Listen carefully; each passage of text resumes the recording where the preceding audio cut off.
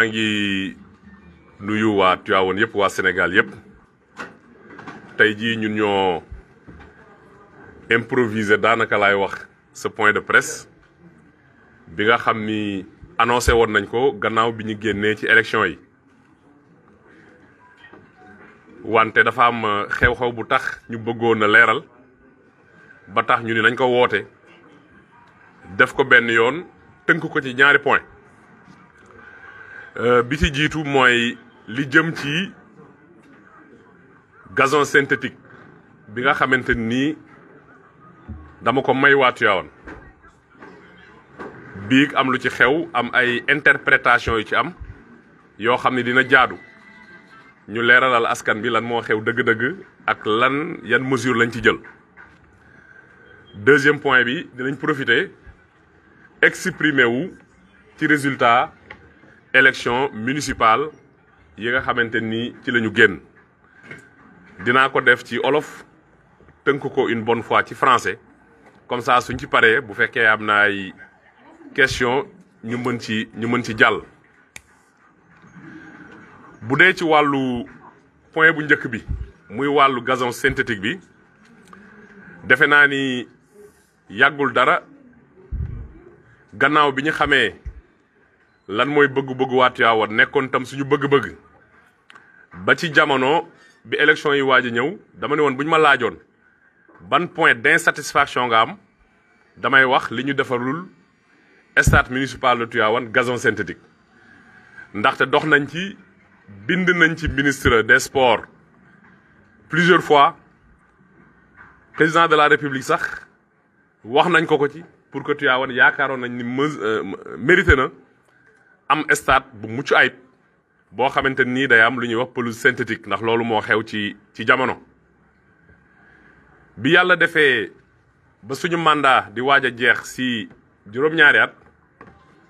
parce que yàgg nañ ñu même defal ay proposition si ay cotation yoo xam maa ko doon demandé mais lañ ñu doon laaj da doon jéggi dayoo boo xam ni du ma ci mën a engagé wu personnellement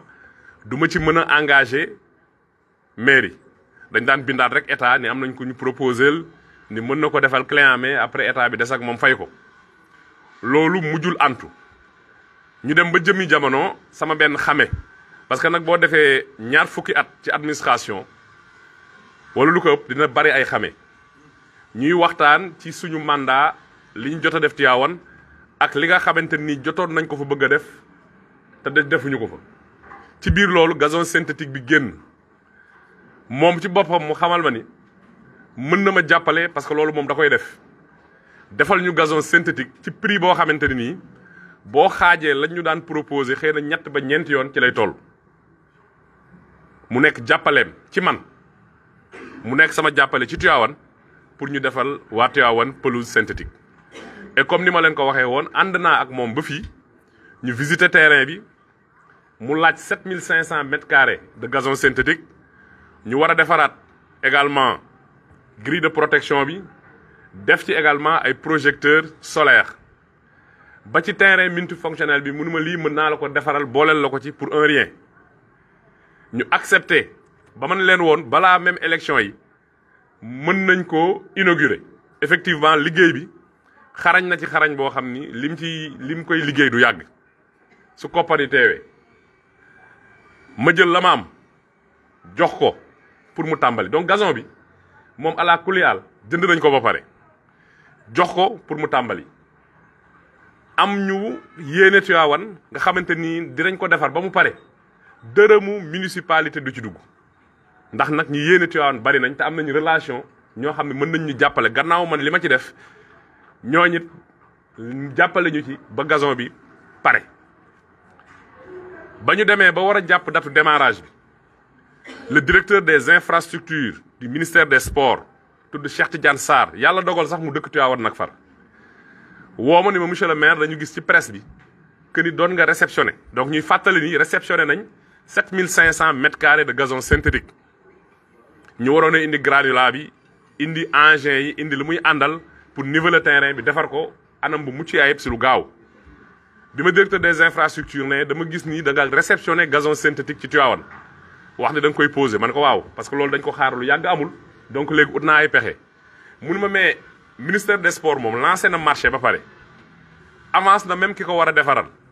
pour que mu ñëw poser gazon synthétique defar grille de protection ak piste d'athlétisme je sais pas def naa si la bokk. ma ne ko léegi nu ñuy def mun ma mais nañu waxtaan ñu xool léegi ban solution lañ ci am man ko li ma gis comme ministère pare na pour def loolu man pare naa pour def la même chose nañu waxtaan ñu xool bu fekkente ni nii ñun mën nañoo lal gazon bi def li ñu waroon def ministère la mu waroon investir mu def ko ci mur de clôture bi daaneel ko complètement defalaat gradin yi mu defar ko wala ilaa moom mu def li mu waroon def man ma changer investissement bi def ko loolu mu ni ma waaw bi ñu mujjee jotante mu ni ma ñi ngi Cameroun ci coupe d'Afrique bi suñu ñibbisee loolu ñu waxtaane ko xool ban solution lañ ci am entrepreneur bi nekkul sax Sénégal actuellement woo ma ni ma monsieur le maire man bi ñu conclure rek dama mobiliser ay équipe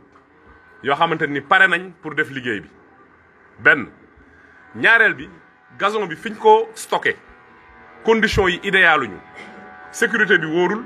mais les conditions techniques ne sont pas optimales dama bëggoon nekkuma Sénégal mais yebal ñu ko récupérer am fuñ ma ko yóbbul foo xam ni gazon bi du yàqu du am benn jafe-jafe donc ñun loolu gisuñu ci woon benn xam nga loo jënd ba pare mënatoo ko récupérer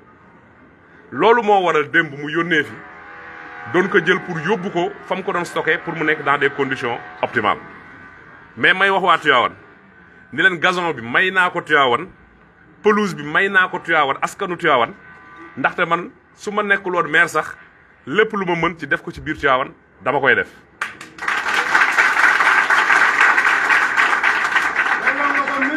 kon ma leen di leeralal ni biig ba ma déggee ni gardien bi il était en transe parce que voilà nekkoon na ci ay situation yoo xamante ne nii mi ngi doon réagir ay jeunes ñëw di réagir automatiquement laa ko woo ni ko abandonnel le retrait parce que dinañ yaakaar ni la ñuy wax ak li am bokkul parce que koo expliqué wul ni yow yaa jël initiative bi en tant que entrepreneur pour récupérer ko mettre ko en sécurité et dans des conditions optimales ak li xew ñu demoon élection perte dañ yaakaar ni dañ koy nangu nit ñi profiter wax loolu gazon bi ma nga ci stade ba fa mu ne woon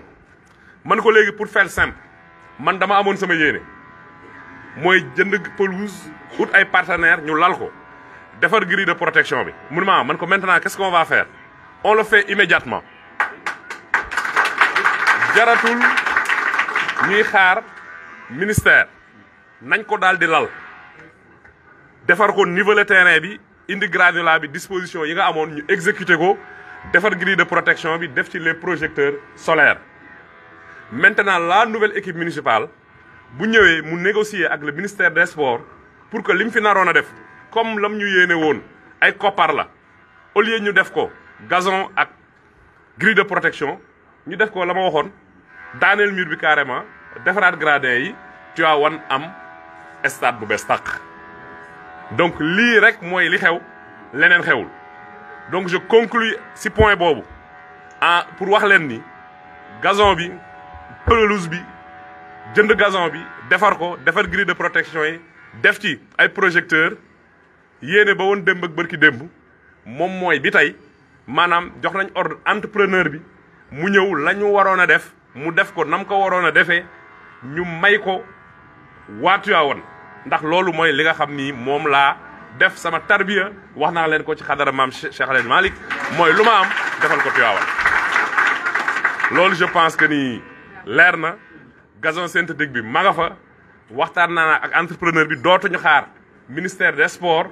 la nouvelle équipe municipale bu ñu ñëwee waxtaan ak ñoom lañ fi naroon a def ñu wëlbati ko defar stade bi mu nekk stade bu bees tàq en attendant Tivaouane di am beneen stade bu bees te suñ stade bii nag stade boo xamante ni la bu ñu ko defaree mën na sax accueillir des compétitions internationales. voilà li ma ci bëggoon a wax si premier point bi relativement vraiment ak gazon synthétique bi jërë ngeen jëf. Voilà. Mesdames et messieurs, bonjour. Je vous ai convié à ce point de presse que j'avais déjà annoncé le 23 janvier dernier le jour de la proclamation des résultats provisoires, et j'avais décidé, parce que moi j'ai une déformation professionnelle, je veux toujours faire les choses de manière ordonnée et de manière officielle. Donc j'ai voulu attendre au moins la proclamation des résultats provisoires par la commission départementale pour pouvoir nous prononcer sur des chiffres réels et ne pas faire de spéculation. Entre-temps, il s'est passé hier, 25 janvier 2022, au niveau du stade municipal, et des informations fallacieuses ont été distillées à travers les réseaux sociaux. Pour rappel, j'avais fait don donc à la population tivaouanoise d'une pelouse synthétique constituée de 7500 m² de gazon synthétique, mais également de la reprise des grilles de protection assorties de projecteurs solaires. La réception a été faite de manière officielle, au vu et au su de tout le monde, et aujourd'hui encore, les 7500 m² de gazon synthétique sont encore stockés au niveau du stade municipal. Mais l'entrepreneur nous a fait part qu'à la suite de l'accord qu'on avait trouvé, il avait mobilisé des équipes pour démarrer immédiatement la pose du gazon synthétique. Et que par ailleurs, les conditions de stockage n'étaient pas optimales, les conditions de stockage et de sécurité. Et qu'il se proposait, parce que c'est du gazon que nous avons déjà acquis, qu'on ne peut pas retourner, dont je n'ai pas besoin ni chez moi ni ailleurs. Je l'ai acheté pour les Tivaouanais, pour le stade El Hadji Moustapha Niang de Tivaouane. Mais lui-même, en tant que technicien, a estimé que les conditions sécuritaires et de stockage n'étaient pas optimales et qu'il souhaitait récupérer les rouleaux pour les mettre en sécurité, mais également en conditions optimales de conservation. C'est lui le technicien, c'est lui qui sait pourquoi il nous a parlé de ça. Dès lors, on lui a donné l'autorisation de le faire pour sécuriser le gazon, au bénéfice des Tivaouanois. Mais hier, les populations qui n'avaient pas compris cela, et certains qui ont voulu, en tout cas, nous salir, ont vite fait de dire que le maire qui a perdu les élections est en train de récupérer le gazon synthétique qu'il avait fait don aux Tivaouanois. Et je vous dis qu'il n'en est rien. D'ailleurs, j'en ai profité hier pour discuter avec l'entrepreneur, parce qu'il faut rappeler qu'à la suite de la réception des 7500 m² de gazon synthétique, j'ai été interpellé par le directeur des infrastructures du ministère des Sports, en l'occurrence M. Cheikh Tidiane Sarr, qui m'a fait comprendre qu'ils avaient eu écho dans la presse que j'avais acquis une pelouse synthétique pour le stade municipal de Tivaouane, alors qu'au niveau du ministère des Sports, un marché pour la même cause a été attribué, l'avance de démarrage même donnée à l'entrepreneur qui devait démarrer en décembre. On avait décidé ensemble de discuter et de voir quelle conduite tenir par rapport à ces deux investissements de même nature. Moi, je leur avais proposé de voir qui, d'entre le ministère des Sports et moi-même, allait faire la pelouse, la grille de protection avec les projecteurs solaires, mais également le terrain multifonctionnel, et que l'autre investissement soit réorienté vers la reprise intégrale du mur de clôture et l'amélioration des gradins suivant les montants disponibles. Mais entre-temps, il y a eu le démarrage de la CAN et ils se sont retrouvés actuellement au Cameroun. Nous étions en attente de leur retour au Sénégal pour mener cette discussion-là et prendre une décision. Mais tout compte fait, moi, j'avais pris la décision de m'investir personnellement et avec l'appui de certains amis, certains partenaires, pour doter Tivaouane d'une pelouse synthétique, un vieux rêve des Tivaouanois, comme ce fut d'ailleurs un vieux rêve des Tivaouanois pour ce qui est des projecteurs que nous avons eu à poser. J'ai été très clair, que nous avons eu à poser dès notre prise de fonction. Alors, compte tenu de ce fait, des populations ont pensé que nous étions en train de retirer le gazon parce que nous avions perdu les élections. Alors hier, j'ai discuté avec l'entrepreneur qui n'est même pas au Sénégal, mais ses équipes sont sur place,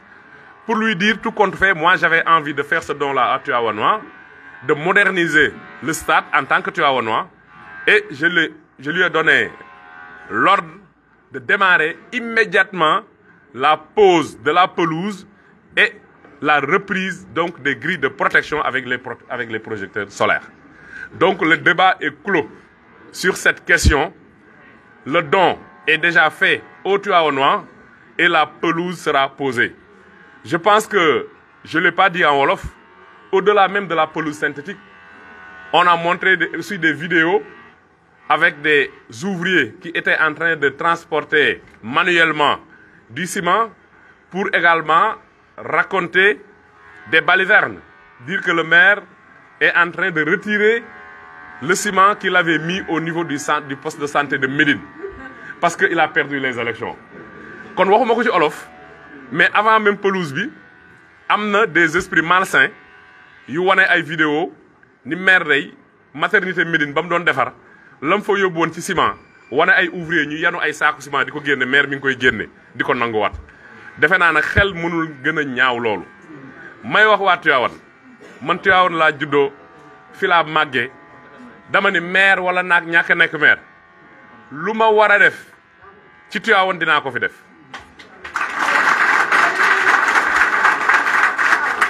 Wante it man dama doon républicain doon un citoyen lépp loo xam ni war naa ko def Tivaouane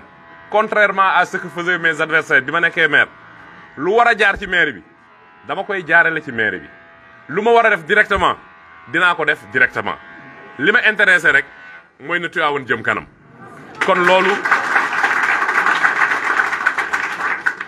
dinaa éclipsé wu nag du ma fu maire war a toog nekkatuma bu boobaa nekkatuma maire du ma toog place maire bi moo fay toog lu maire war a def du ma ñëw di ko def place maire dinaa ko lu ma gisit mu jëm Tivaouane nga xam ne lu baax la pour maire yi ña ko fi war a def dinaa leen orienté waxuma naa leen indi de naa leen orienté ñu dem ci maire yi pour def ko fi. te yàlla nag may nañu ñu am ay relation yàlla may nañu ñu yàgg ci administration du ñu weddi suñu bopp ñun ñoo waxoon ne intérêt Tivaouane moo ñu tax a jóg pas suñu intérêt bopp. donc lépp lu yëngal intérêt Tivaouane dinañ nekk ci biir lu ñu mën a def pour intérêt Tivaouane tamit dinañ ko def. kon loolu defe naa ni le débat est clos sur la problématique donc de la pelouse synthétique du Stade El Hadji Moustapha Niang. Les 7500 mètres carrés de gazon sont encore là-bas. Nous avons demandé à l'entrepreneur de suspendre le retrait pour des raisons techniques et sécuritaires et de démarrer immédiatement le chantier. Et je rassure les Tivaouanois que tout est prêt. Il n'y aura pas d'impayés, il n'y aura pas de retard. Nous avons pris toutes les dispositions pour que le travail se passe dans les délais impartis et certainement ce sera inauguré, en tout cas mise à la disposition de la nouvelle équipe municipale parce que le stade municipal est un patrimoine donc de la mairie. C'est ça que je voulais dire sur cette question-là en ce qui concerne la pelouse synthétique. Je vous remercie de votre aimable attention. Est-ce qu'il y a des questions sur ce point? C'est clair. Très bien. Maintenant, je vais passer Madial maintenant.